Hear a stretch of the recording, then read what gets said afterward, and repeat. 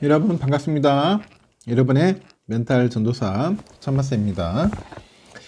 오늘도 춥네요. 주가가 빠지니까 더 춥다. 응? 눈이 와서 비바람이 불어서 그런 게 아니라 우리의 삼성이 빠지니까 좀 춥네요. 하이닉스도 많이 빠졌어요. 정신없이 주가 빠지는 거 보니까 멘탈이 좀 흔들흔들합니다. 오늘 좀 많은 분들이 힘들어했을 것 같아요. 코스피는 2504.67, 코스닥은 694.39입니다. 코스피 그래도 강보합으로 끝났네요. 외국인들이 4,921억 매도했어요. 기관 애들이 3,391억, 개인들이 784억 매수를 했습니다. 오늘은 외국인들이 팔았고, 코스피 상위 종목 보니까 오른 종목은 LG엔솔이 0.5% 올랐고, 삼성 바이오로직스 4.9%, 셀트리온 4.8%, 무선주 0.6%, 기아가 0.7%, 네이버가 0.7% 올랐네요. 오늘은 본주가 1.4% 빠지고, 하이닉스 4.28%, 현대차 0.9%, KB금융 0.7% 빠졌습니다. 코스닥은 694.39로 했죠? 0.35% 올랐는데, 역시나 외국인들이 826억 매도했고요. 기관이 266, 개인들이 721억 매수했고, 알테오젠이 0.98% 하락했네요. HLB 1.6, 휴젤이 1.47, 클래시스 0.8, 레인보우 로보틱스 1.37, 엔케미 0.6% 빠졌습니다. 오늘은 에코프로비안 많이 올랐어요. 6.8, 에코프로 2.5, 리가켄바이오 3.4, JYP 0.4% 올랐습니다. 오르는 종목도 있고 뭐 다른 종목도 있지만은 아직까지는 뭐 별로 썩 좋진 않다. 그렇게 보시면 될 것 같네요. 아직까지 좀 약간 좀 혼란스러워요. 오늘 새벽 뉴욕 증시 보니까 좀 아쉽네요. 보니 뭔가 좀 연휴 전에 차익 실현하는 그런 모습을 보여줬다는 거죠. 뉴욕 증시는 보니까 3대 주가 지수가 모두 하락을 했고요. 이번 달에 트럼프 행정부에 대한 기대감으로 주가가 올랐는데 추수감사절 연휴를 앞두고 차익을 실현하려는 그런 움직임이 강했다는 거죠. 뉴욕 증권거래소에서 다우 지수는 전장보다 138.25포인트 내려서 44,722.06에 거래 마쳤고, S&P 500도 전장보다 22.89포인트 떨어져서 5,998.74, 나스닥도 115.10포인트 밀려서 19,060.48에 장을 마감을 했습니다. 이렇게 연휴를 앞두고 차익 실현 수요가 강해지다 보니까 나스닥 지수가 한때 1% 넘게 떨어지기도 하는 등 주가 지수가 하방의 압력을 받았습니다. 올해 증시를 견인한 반도체랑 그 AI 관련주의 주가가 연일 밀리고 있는데 필라델피아 반도체 지수는 전날 1.2% 떨어졌고요. 이날도 1.5% 하락을 했고요. 장중의 낙폭은 3.2%까지 확대됐었죠. 이렇게 트럼프의 과격한 관세 정책에 이 반도체 수출입이 타격을 입는다는 전망이 나오고 연말이 또 다가오다 보니까 그 올해 상승분을 이익으로 실현하려는 움직임이 좀 강해진 것 같아요.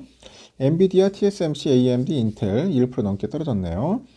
브로드컴, ARM, 마이크론 3% 안팎으로 많이 빠졌어요.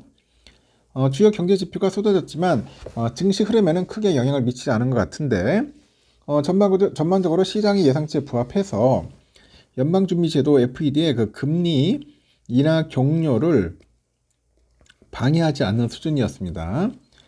미국 상무부는 10월 그 근원 개인 소비 지출 가격 지수가 전월 대비 0.3% 상승한 것으로 집계됐다고 발표했고, 전년 동기 대비 2.8% 상승한 수준이죠. 에너지 식료품 가격을 포함해서 10월 PC 가격 지수는 전월 대비 0.2%, 전년 동월 대비 2.3% 상승했고요. 이는 시장 예상치에 부합하는 수치입니다.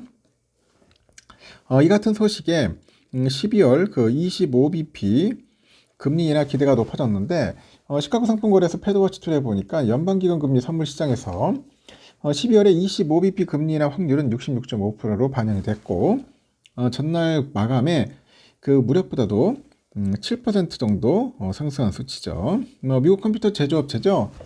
델 테크놀로지 4분기 매출과 수익이 시장 기대에 못 미칠 거라는 전망에 주가가 13% 가까이 이제 급락을 했습니다. 컴퓨터 프린터 제조사 휴레패커드도 실적 예상치를 하회하다 보니까 주가가 11% 이상 떨어졌죠. 업종별로 보니까 기술이 1% 넘게 하락을 했는데 상승 업종은 필수 소비재, 금융, 의료, 건강, 부동산이었고요. 시카고 옵션 거래소 보니까 변동성 지수는 전장과 동일한 14.10을 기록을 한 거죠. 하여튼 상황이 이렇습니다. 하여튼 오늘 좀 많이 빠져서 좀 답답했을 거예요. 삼성전자는 55,500원 마무리됐고 1.42% 빠졌네요. 외국인들이 224만 주, 야 많이 매도하네요. 어제보다도 그래도 덜 매도했지만은 아직까지는 매도세가 세고 개인들이 조금 사는 그런 모습을 보이고 있는 것 같더라고요. 오선주는 47,750원, 300원 올랐고요. 그리고 외인들이 좀 들어왔다. 29만 주나 들어왔습니다. 좀 반대죠? 오선주는 들어오고 결국은 본주는 팔고 그러다 보니까 서로 좀 엇갈리는 그런 모습을 보였다는 거 참고하시면 될 것 같아요. 깜짝 금리 인하, 증권가 하는 내년 1분기 추가 금리 인하 뭐 그런 이야기가 있던데 한국은행 금융통화위원회가 기준금리를 종전 3.25에서 이제 3%로 인하를 했습니다. 기준금리를 종전 3.25에서 3% 인하했으니까 좋은 건가요? 하여튼 우세했던 동결 전망을 깼습니다. 두 차례 연속 깜짝 인하 단행했고 이번 한은의 금리 인하 결정이 가계부채와 고환율 등의 불확실성이 높은 상황에서도 경기 하방 리스크 확대와 트럼프 2기의 정책 불확실성 등에 대응하기 위한 선제적인 공격으로 판단이 되는 것 같아요. 특히 대다수의 전문가들은 한은이 내년 1분기 추가적인 금리 인하에 나설 거라고 합니다. 일단 한은에 따르면 금통위는 이날 통화정책 방향 회의를 열었는데 기준금리를 종전 3.25에서 3%로 내렸고 지난 10월에 2회 연속 인하입니다. 한은이 금리를 2번 연속 내린 것은 글로벌 금융위기 당시죠. 2008년 10월부터 이듬해 2월까지 6회 연속 인하 이후 16년 만에 처음입니다. 이번 회의에서 4명이 인하 의견 냈고 2명이 동결 소수 의견 냈네요. 금통위는 인하 이후로 환율 변동성이 확대되었지만 물가 상승률의 안정세와 가계부채의 둔화 흐름에 이어지는 상황에서 그 성장의 하방 압력이 증대됐다. 이에 따라서 기준금리를 추가 인하해서 경기의 하방 리스크를 완화하는 것이 적절하다고 판단했다고 합니다.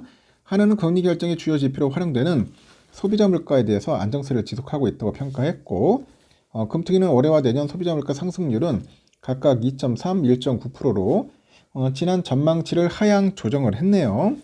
물가 전망 하향은 추가 금리 인하에 대한 기대감을 높이는 요인인데 환율 상승이 물가의 상방 압력으로 작용하겠지만은 국제유가 하락과 낮은 수요 압력 등이 물가의 안정세를 이끌 것이다 이렇게 표현을 합니다.